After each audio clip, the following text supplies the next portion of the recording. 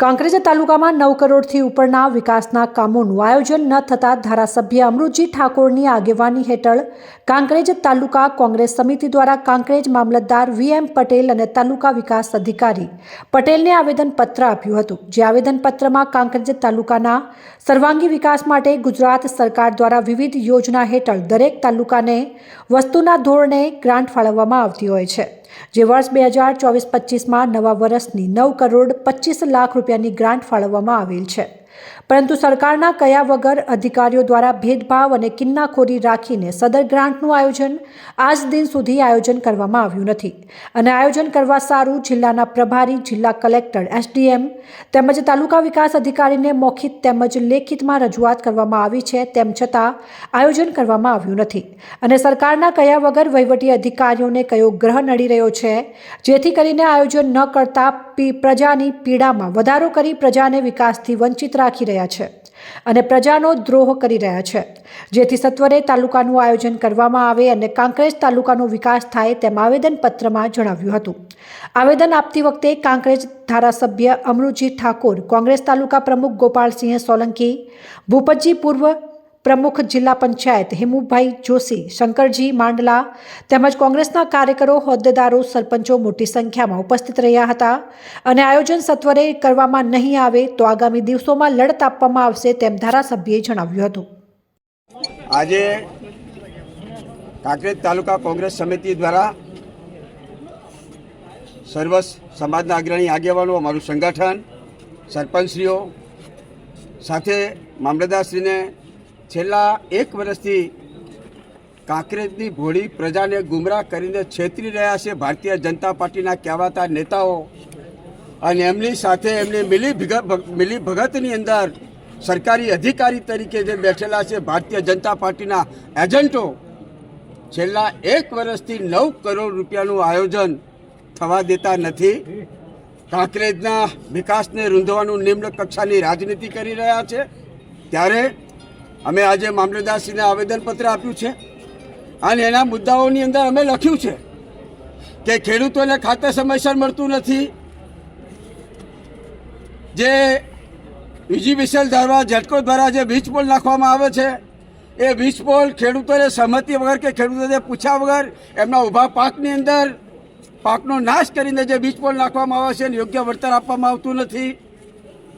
સાથે સાથે છેલ્લા કેટલાય સમયથી તાલુકા વિકાસ અધિકારીની નિમણૂક પરમેનન્ટ થતી નથી, ત્યારે વિસ્તારની અંદર હજારો યુવાનો KYC કરવા આવતા હોય ત્યારે એમને મહા મુશ્કેલીનો સામનો કરવો પડે છે।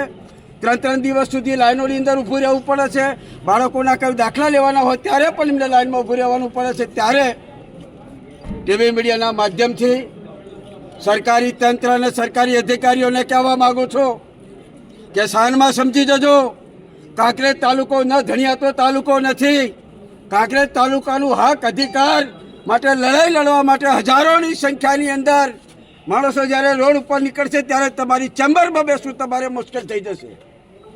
ત્યારે સમયસર પોતાના ચેમ્બરમાં આવે, સમયસર જનતાનું કામ કરે, સાથે સાથે બ્રોડગેજ લાઇનની અંદર જે વિલંબ થઈ રહ્યો છે એ વિલંબ ન થાય એનું તાત્કાલિક કામ કરવામાં આવે।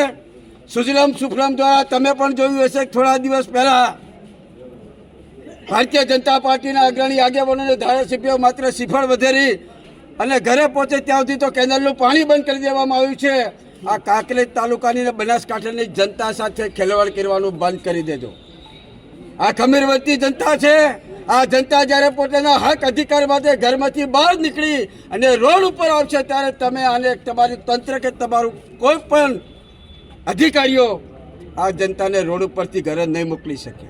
એટલે વિનંતી સાથે આગ્રહપૂર્વક આજે મામલતદારશ્રીને કહેવા આવ્યા છીએ કે 9 કરોડનું જે આયોજન છે એ આયોજનને વહેલી તકે મંજૂર કરાવે।